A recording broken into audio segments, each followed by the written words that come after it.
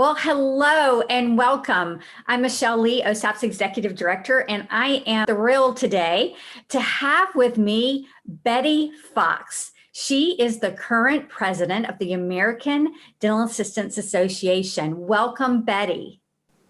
Thank you so much, Michelle, for allowing me to be here today. Well, we just wanted to stop this week for just a few minutes and acknowledge that it is Dental Assistants Recognition Week. And wow, so thank you, Betty, for leading this association and being an inspiration for so many dental assistants out there. Thank you, Michelle. We've been celebrating Dental Assistant Recognition Week since 1977. Wow. It's always been held the first week of March. So the dates change every year, but it's always the first week of March. First week of March. Wow. And here we are, the first week of March in 21, which is basically we're coming up on the anniversary of this pandemic, of when the U.S. pretty much shut down this time last year, and dental offices went to seeing emergency only patients. Wow. Can you believe we've survived this year? It was a very long year for everyone, I think. And so many people were so ready to put 2020 behind us. Yes. It's been a struggle for everybody.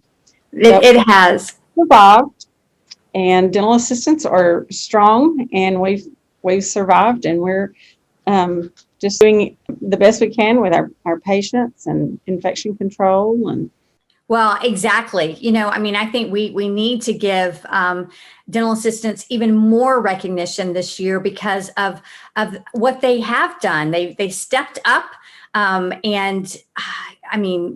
so many of them, when it was just emergency only patients, they were brave. They went in, we didn't have all the guidance yet. There were so many unanswered questions, but they went in and they did the right things and are continuing to do the right things. And, many dental assistants are the infection control coordinator in their dental practice. Those first 2 to 3 months when so many practices weren't working, I was just amazed at how many dental assistants who were sitting at home chose to use that time to study.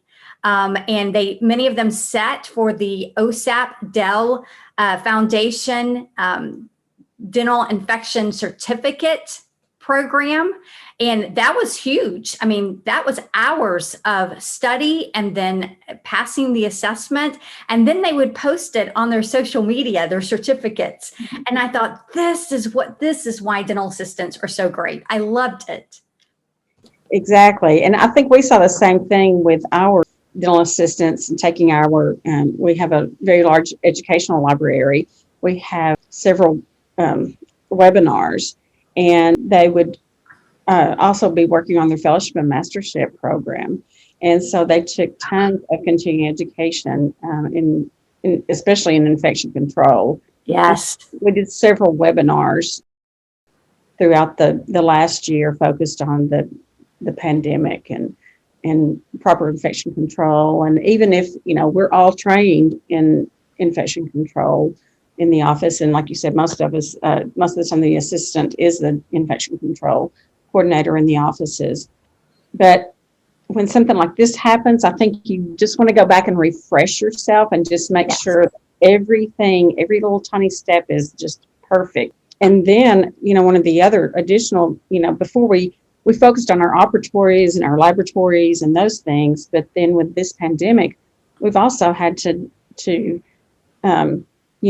practice infection control in the reception area. Yes. And, patients would have to sit in their car and then, text or call and say, I'm here, because you would only have one patient brought in, at a time for their appointment. Mm-hmm. And another huge thing, I think, dentistry, there's a lot of open bay areas, especially in the ortho and pedo. Mm-hmm. And so that forced a lot of those practices to completely change their office style, with putting up barriers and the plexiglass, and that's all of that has just changed the way we do things, and it's all for the better. It's all, it's going to Absolutely.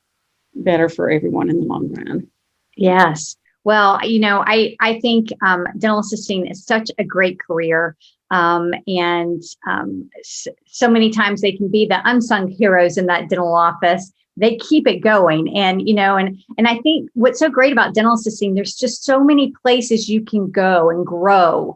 And many of the assistants become practice managers, right? And yeah. And then they can go into consulting and all other kinds of leadership roles. And like you, they could one day become the president of their national association. Yes, they sure could. We do have a variety of, they go into dental sales, they can go into laboratories. We have some educators that have their doctorate degrees, teach at universities.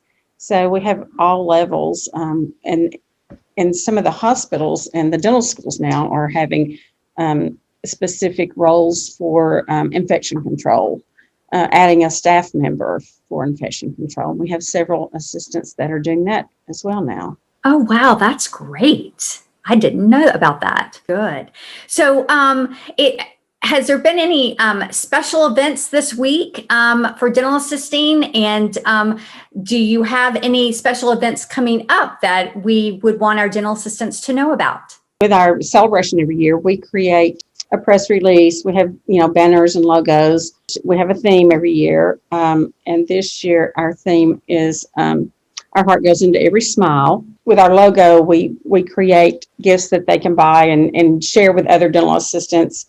We also encourage other assistants to encourage other assistants, not just the employer recognize the assistant, but that if you have a friend that's an assistant in another office, and reach out to them and encourage them. We have been also recognized by the ADAA. They've sent out a notice that this is Dental Assistant Recognition Week. Of course, talked to OSAP with you. We've Rear Admiral Ricks with he's the Assistant Surgeon General, the Chief Dental Officer of the U.S. Public Health Service. He sent an email to his working group, the Public-Private Partnership, celebrating Dental Assisting Recognition Week. And of course, we always coordinate with Dan B. Dale. Yes. And we had a webinar last night for dental assistants promoting mental health and wellness for the dental assistants in time of COVID. Oh, wonderful. By Dr. Lisa Rosano, and she is the Associate Professor of Psychiatry at the University of Illinois in Chicago. Oh, so we have several events that we do and try to get the recognition out there for dental assistants. That's great. Yeah. So if we have any dental assistants that aren't members of the ADAA, we encourage you to join and think about leadership roles in the future as well, right? Exactly. We're always looking for dental assistants to just work with the states and locals. And then we have our trustees, and then of course we have our officers on the national level. Our annual session will be coming up soon, and so nominations will be coming in for those positions. So if anybody is interested, we'd love to have people step up and join. And if they're not quite ready to do that, there's also a committee works and council work that we can always use assistants to help us with. Wonderful. Yeah, it takes a lot of people to keep these associations going. We know that for sure. Yes, but we're very appreciative of the support that ADAA also provides with OSAP. We have some collaboration projects that we do each year, and so thank you. Thanks for taking a few minutes. And again, congratulations on this week. And thank you for all you do for ADAA and for patients. Thank you, Michelle.